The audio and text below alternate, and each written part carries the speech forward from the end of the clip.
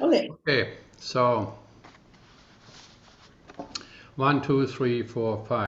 Hi, my name is Ozzie. I'm the host of Ozbuzz, where we interview interesting, eclectic, and successful people and their various niches. And today we're very pleased to have with us Corina Stainsby, who's a realtor and a certified senior real estate specialist. So it's a very rare kind of a profession. She used to work in a healthcare field as an occupational therapist, and she helps senior clients create individualized plans to empower and achieve their own goals, which is very important in these crazy times that we're in. She is very knowledgeable and very much aware of the financial and emotional challenges that senior clients have. And she's proud to be on the board of directors of the Columbus Long-Term Care Society, the Senior Link Independent Living Society, the Rich Meadows Professionals for Seniors, and a member of the Agent Leadership Council at Keller Williams. Welcome, Corina. Thank you so much for having me, Ozzie. Tell me a little bit about your specialty. So it started really when I started helping my mom look for some housing options for herself. With my background in healthcare, I thought it would just be easy enough to just find just the right place for her. And I learned that it wasn't. There's not a lot of resources out there. Sometimes it's just hard to really figure out which kind of information is the right one that we're looking for. So I kind of made it a little bit of my mission to assist seniors who were struggling with the debate, I suppose, whether or not to stay in their homes or whether or not they should move. And if they did move, then what kind of housing options were available to them. And little by little over the years, I put together a number of resources, a number of professionals to really help support the people who are needing that. Yeah, it's kind of, I mean, it's a new world. First of all, StatsCan says that seniors age 65 and over, they're growing, that group of people grows 6 times faster than the kids between 0 and 14. So the kids that are paying the seniors pensions, we have a lot fewer of them. And so it's much more important that seniors take a good hard look, or even want to be seniors. I might be in my 50s, but I should be planning and look forward Yes. to get my affairs in order when the time comes. Mhm. So that's why I ended up focusing on seniors because of your mom. Yes. And so she actually did not downsize, she actually upsized. So she found a great home in a 55 plus community. So she is basically, her neighbors are all over 55 plus. They have different groups, they have different things that happen every month, like movies and potlucks. And so she's very social. She loves that. But she wanted the extra room because thinking ahead, she figured out if and when her health starts to decline, she would like to have a live-in caregiver. So she wanted to make sure she had that extra room. And she wanted to also make sure she had a big enough space to entertain. She's got a big family. And so it's little things like that. It really, as you said, Ozzie, planning ahead and really figuring out where do I see myself in the next 5, 10 years? Is my next move going to be my last move?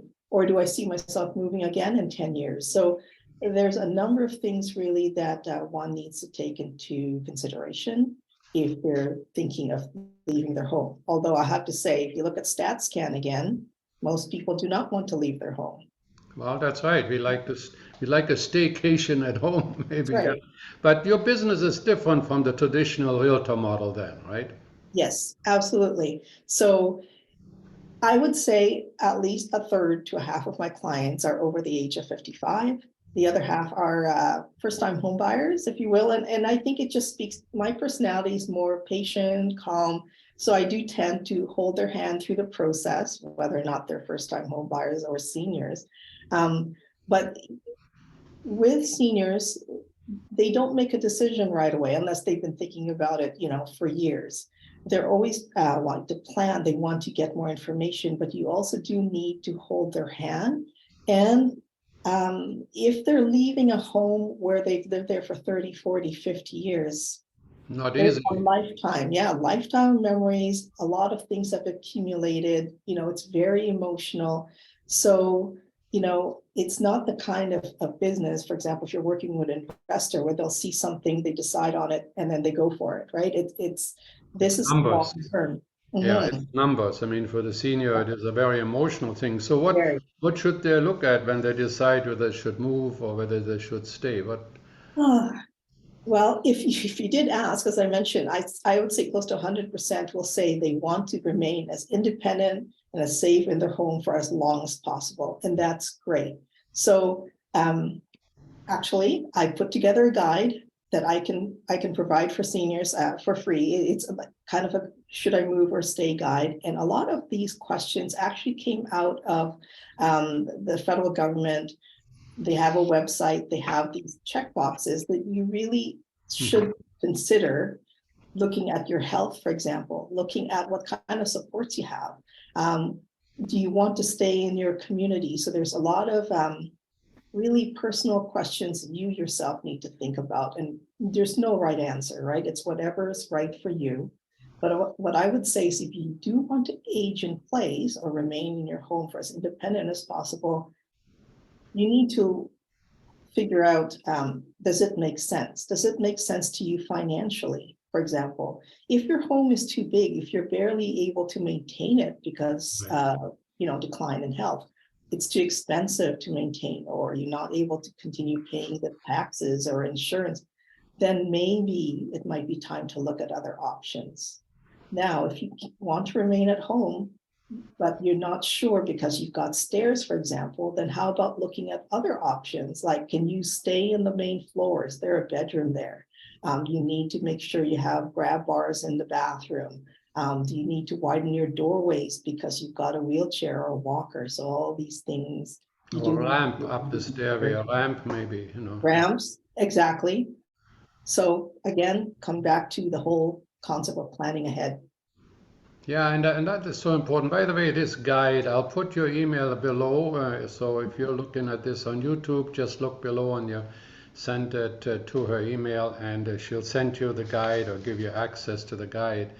Well, it's certainly, I mean, I look at, talk to a lot of investors, and a lot of people also call me from the radio show, and they always ask me questions. And I know in one particular case, it's about a year ago, a Vancouver couple, they were both in their late 60s, and they said they couldn't make the property taxes. And so I said, well, where do you live? Well, they lived on the west side. Well, what's it worth? It's 2 million. I said, well, you're looking at this the wrong way. You are a multi-millionaire. I mean, Yeah. we accept, no, we're not. We can hardly barely make the cost. And I said, well, look, let's just take a look at it. If you took this $2 million and put 1 million into Phoenix and bought 10 condos there, cash, clear title, which would get you about 1,100 a month each, which clears you about 80,000 US a year.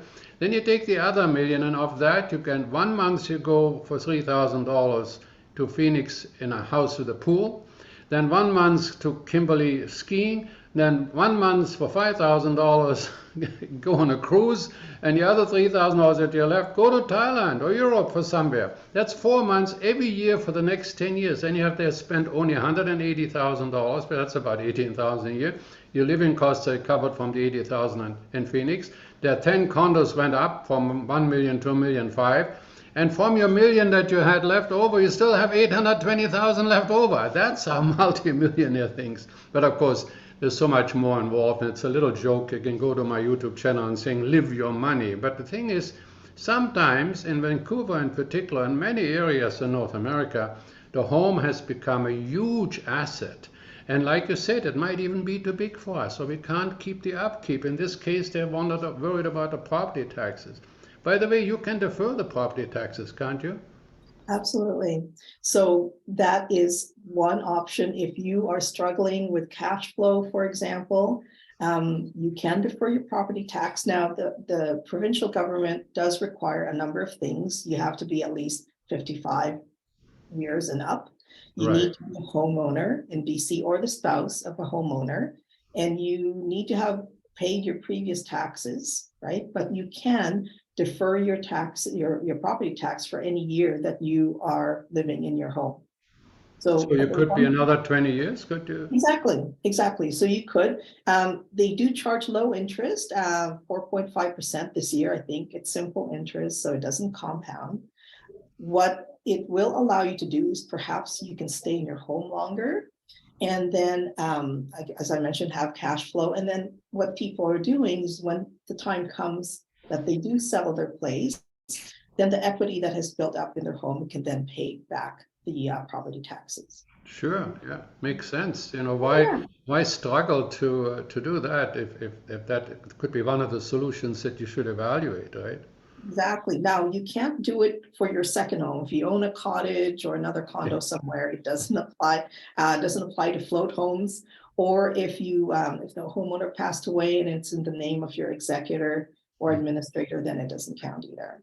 Okay, yeah, then they want to clean it up, and Yeah. but that certainly that comes all as part of what you do with your seniors in terms of evaluating. I mean, but sometimes maybe they're just not ready to move just yet. How do you handle that? It's still just important to have a conversation. If they're not ready to move yet, that's fine. But what I can provide them in the meantime is if they need professionals to go into their home, we talked about doing safety assessments, for example. That's something I can do. There's a real profession for that somebody comes and There says, are, yes. So an actual occupational therapist can be, your doctor could refer you to one, or you could actually reach out to one yourself. They can come in and do a safety assessment specific to your condition, for example. If you've got Parkinson's, right? Or if you've got lack of balance, then they can focus on that. I myself can do one, but it's very generalized. It's not as an OT would, because I no longer am licensed as an OT. But I do work with professionals, contractors. They're called certified aging in place specialists. And what they do is they will put in your grab bars properly, right? Like screwing them onto the studs, not just onto your tile. You want it to be able to hold your weight, yeah, put in the ramps, modify the kitchens, whatever it is that you need, people can do that. Same with putting in a stair lift.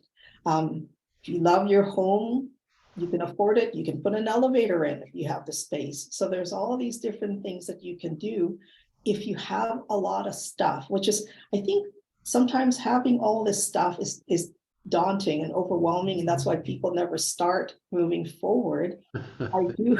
I do have organizers, professional organizers who can come in. They're very familiar with working with seniors. They will take the time to help you figure out what to keep, what to sell. It's hard to believe, but people don't want your China collections anymore, or they don't want your huge oak furniture, because as you know, the homes today, Ozzie, are tiny, right? yeah. You can't fit the huge dining table that fits 20 people anymore. So anyways, it's a process, Yeah, but I can help with that. what is interesting there, of course, too, is that I've all my life I always wanted to be in big houses, had to have a big house. Well, a big house has lots of big stuff in it. I had a triple garage and it was full of stuff, but no cars, but it was full of That's stuff anyways. Right?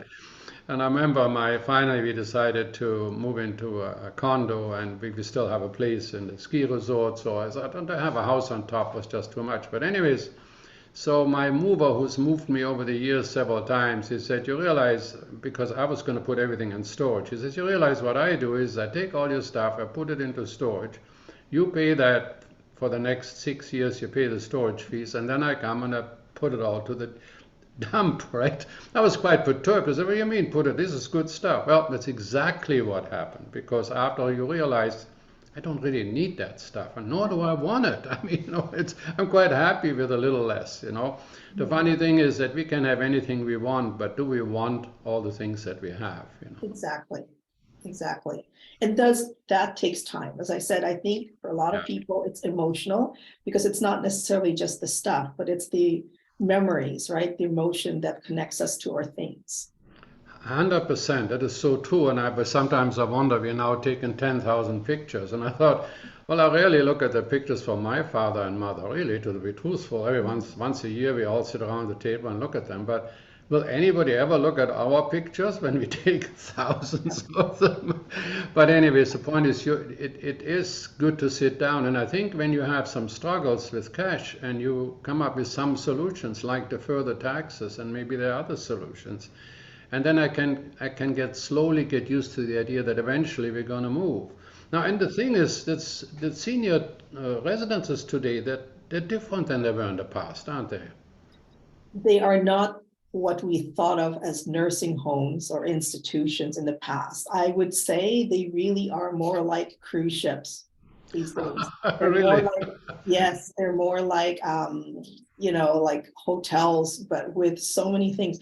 So what I tell people, if they are considering options for downsizing, to really visit these places and get a feel for them. They're all slightly different. Some of them, when you pay your rent, you think, oh my goodness, I'm paying $5,000, $8,000 in rent. Well, you have to realize that includes everything. It includes your 3 meals a day. It includes, like the snack bar 24/7, includes a concierge, someone to do your housekeeping, someone to come in and check on you. So all these things, including the amenities like a pool, hot tub, yoga classes, things like that, that's all included. So it really, if someone feels like that's something they might consider, actually look at your numbers. How much are you paying for utilities in your home? How much are you paying for insurance? So all these things add up, and it might be actually more affordable than you think, but it takes a time. The other thing I tell people, when I do tour people around to these different seniors residences, we usually like to go for lunch. Sometimes it's the food that makes or breaks it. So I'll give you an example. I actually have a listing right now at Opal. So Opal is an independent living, assisted living residence in West Vancouver. It's in the Camp Village there. And yes, you can buy a condo in a senior's residence. There's not too many that do this, but there are, like Terraces on 7th, for example, will also sell some condos.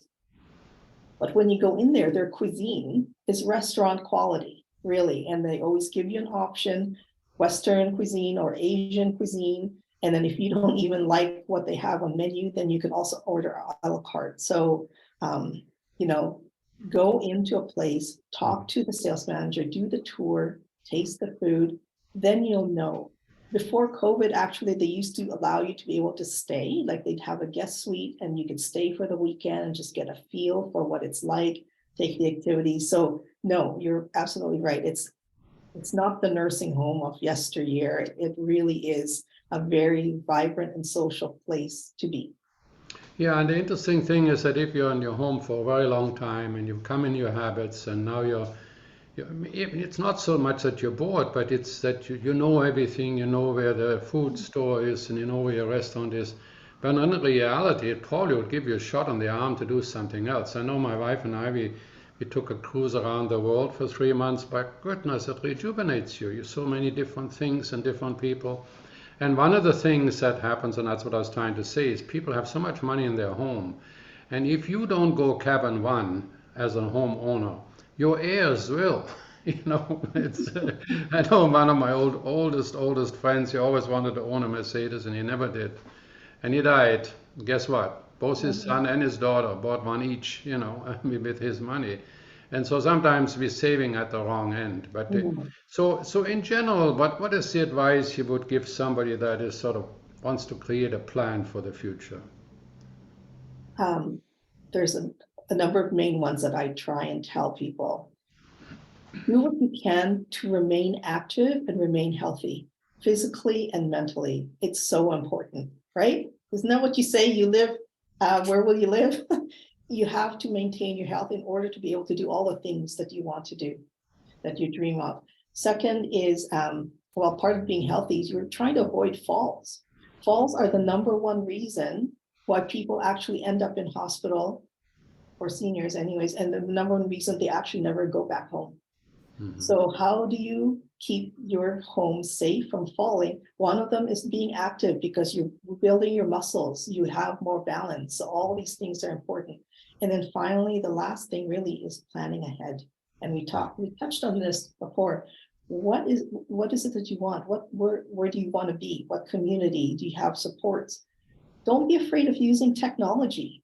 So these days, actually, technology can help you age in place, right? You can ask, oh, I don't know, Siri or something to turn off the lights, make sure all the appliances are off. But there are also technologies like the Apple Watch, but other things that can tell if you've fallen, right? And then Right. it will alert your loved ones that you've fallen and can't get up, what have you. So all these things, it's always learning and planning ahead.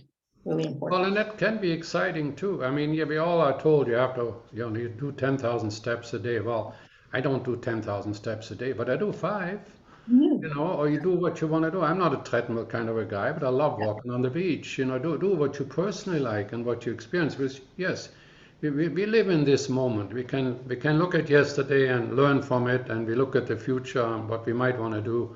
But we live only this moment, and the older you get, the more important it is to do that living. yeah. And sometimes, we've been so busy, and then you retire, and you don't know what to do with yourself. So planning, like with everything, we should have some sort of a plan. And the other thing it does allows you to do, and that's what I think you're very good at, is that patience they need. It's not a listing here today. You don't have to make a decision today.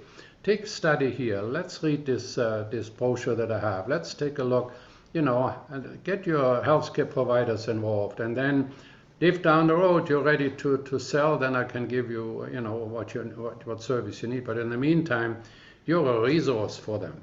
Absolutely. I'm here. It's all about what is it they say? It's all about educating, equipping, right? And empowering basically so that you live as independent as possible with dignity. So yes, I'm here. Call me anytime. Happy to chat. Well, okay. I was reading there's literally one of my speakers at one of our events. His mother went into it's not an old age home, but he called it that. But it was one of those private residences in Chilliwack, and she went there, and she was 76, and now he says it's a true story. I have no reason to disbelieve him, but she fell in love at that age in that institution, and for 6 years she was the happiest woman alive. And she said she did annoy me. He said, she told me that she liked this new guy better than my dad. Okay, so you never know what you might You never find. know. You never know. You're in your second or third age, and why not live life the way, as best as possible, right? The big thing is also that we live longer, right? I mean, Yes. we used to die off at a much younger age.